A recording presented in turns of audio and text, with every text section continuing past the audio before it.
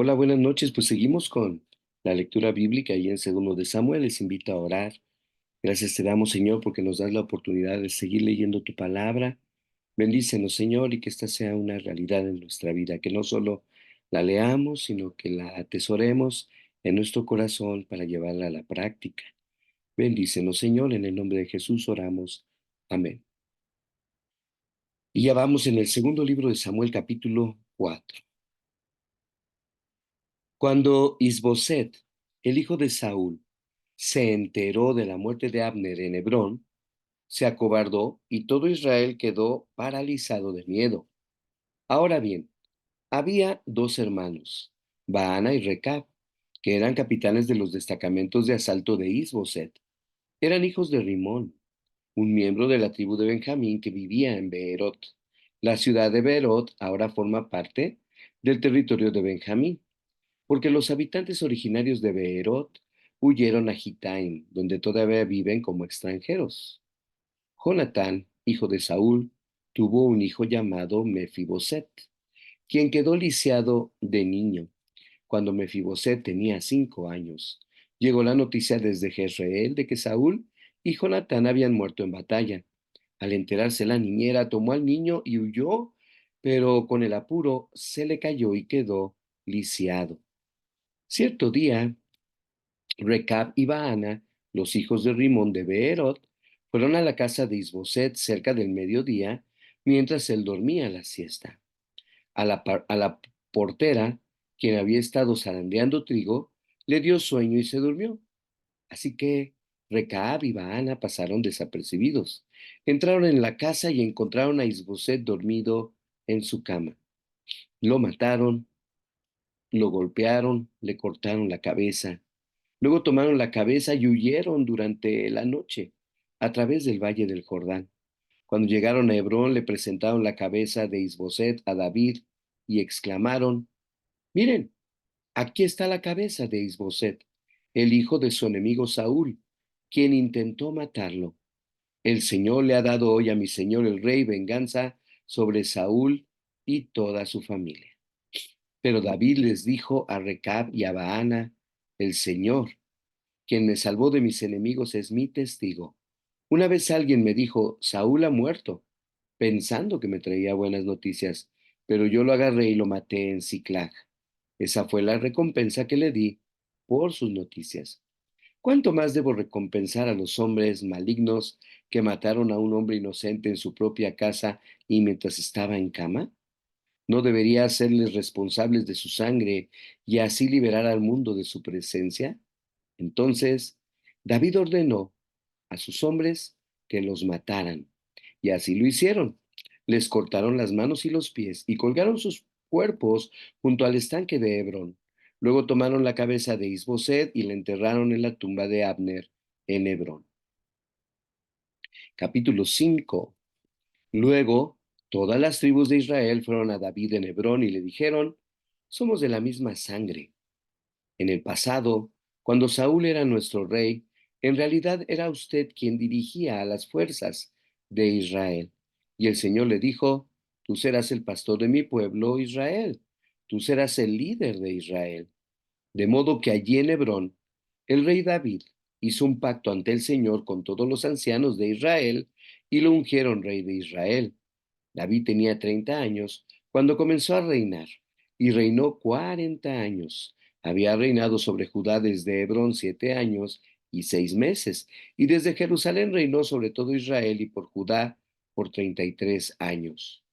Luego David guió a sus hombres a Jerusalén para pelear contra los jebuseos, los habitantes originarios de esa tierra, y vivían ahí. Los jebuseos se mofaban de David. Jamás entrarás aquí. Hasta los ciegos y los cojos pueden impedir que ingreses. Pues los jebuseos pensaban que estaban a salvo. Pero David tomó la fortaleza de Sión, la que ahora se llama Ciudad de David. El día del ataque, David les dijo a sus tropas: Odio a esos jebuseos, ciegos y cojos. Todo el que ataque la ciudad, que haga su entrada por el túnel de agua. Este es el origen del dicho: ni el ciego ni el cojo pueden entrar en la casa. Así que David hizo de la fortaleza su casa y la llamó la ciudad de David. Extendió la ciudad comenzando desde los terraplenes y continuó hacia adentro. David se hacía cada vez más poderoso porque el Señor Dios de los ejércitos celestiales estaba con él. Luego, Hiram, rey de Tiro, envió mensajeros a David, junto con madera de cedro, así como carpinteros y canteros, quienes construyeron un palacio para David. Entonces David se dio cuenta de que el Señor lo había confirmado como rey de Israel y que había bendecido su reino por amor a su pueblo Israel. Después de mudarse de Hebrón a Jerusalén, David tomó más concubinas y esposas, y ellas tuvieron más hijos e hijas. Estos son los nombres de los hijos de David que nacieron en Jerusalén: Samúa, Sobab, Natán, Salomón, Ibar, Elisúa, Nefeg, Japfía, Elisama, Eliada y Elifelet. Cuando los filisteos se enteraron de que David había sido ungido rey de Israel, movilizaron todas sus fuerzas para capturarlo, pero le avisaron a David que venían, así que entró en la fortaleza. Los filisteos llegaron y se desplegaron por todo el valle de Refaim. Entonces David le preguntó al Señor: ¿Debo salir contra los filisteos a pelear? ¿Los entregarás en mis manos? El Señor le contestó a David: Sí, adelante, te aseguro que te los entregaré. Entonces David fue a Baal Perasim, perdón, y allí derrotó a los filisteos. El Señor lo hizo, exclamó David. Él irrumpió en medio de mis enemigos como una violenta inundación. Así que llamó a ese lugar Baal Perasim, que significa el Señor que irrumpe. Los filisteos abandonaron allí sus ídolos y David y sus hombres los confiscaron. Pero poco tiempo después, los filisteos volvieron y de nuevo se desplegaron en el valle de Refaim. De nuevo, David le preguntó al Señor qué debía hacer. No los ataques de frente, le contestó el Señor. En cambio, rodéalos y cerca de los álamos, atácalos por la retaguardia. Cuando oigas el sonido como de pies que marchan en las copas de los álamos, mantente alerta.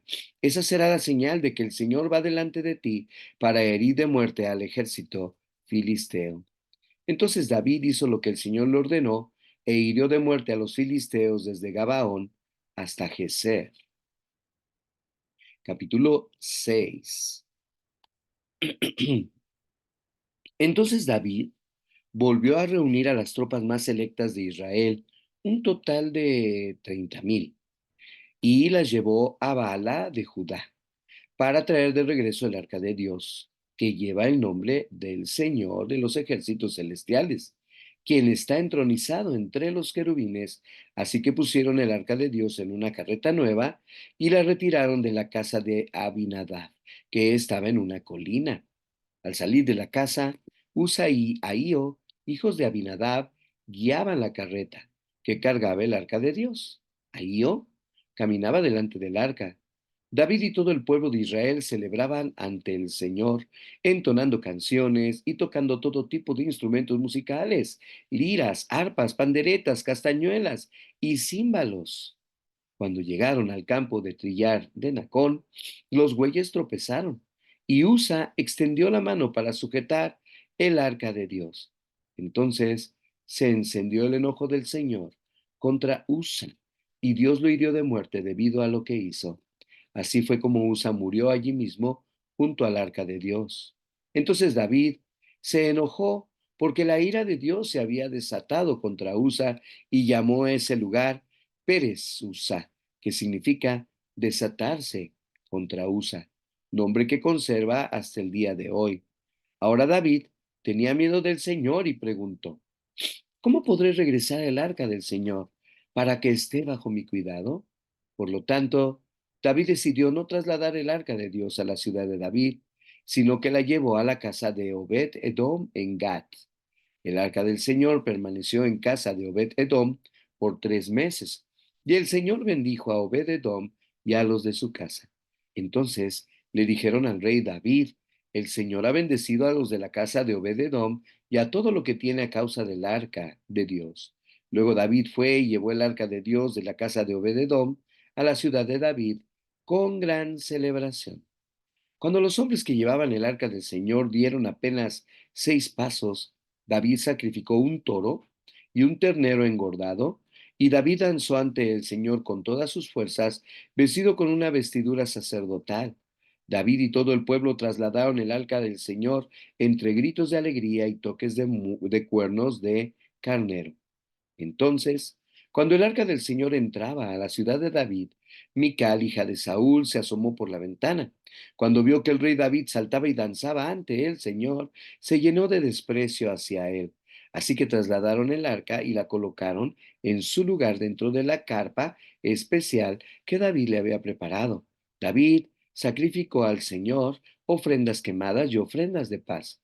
Cuando terminó de ofrecer los sacrificios, David bendijo al pueblo en el nombre del Señor de los ejércitos celestiales. Después, repartió a todos los israelitas que estaban allí reunidos, tanto hombres como mujeres, les dio una hogaza de pan, un pastel de dátiles y un pastel de pasas de uva. Luego todos regresaron a su casa. Cuando David regresó a su hogar para bendecir a su propia familia, Mical, la hija de Saúl, salió a su encuentro y le dijo indignada: «Qué distinguido se veía hoy el rey de Israel, exhibiéndose descaradamente delante de las sirvientas, tal como lo haría cualquier persona vulgar».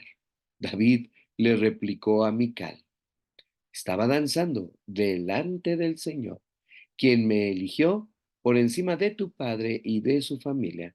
Él me designó como líder de Israel, el pueblo del Señor, y de este modo celebro delante de él. Así es, y estoy dispuesto a quedar en ridículo e incluso a ser humillado ante mis propios ojos. Pero esas sirvientas que mencionaste, de seguro seguirán pensando que soy distinguido. Y Mical, la hija de Saúl, nunca tuvo hijos en toda su vida. Hasta aquí la lectura del día de hoy. Los espero el día de mañana. Dios les bendiga.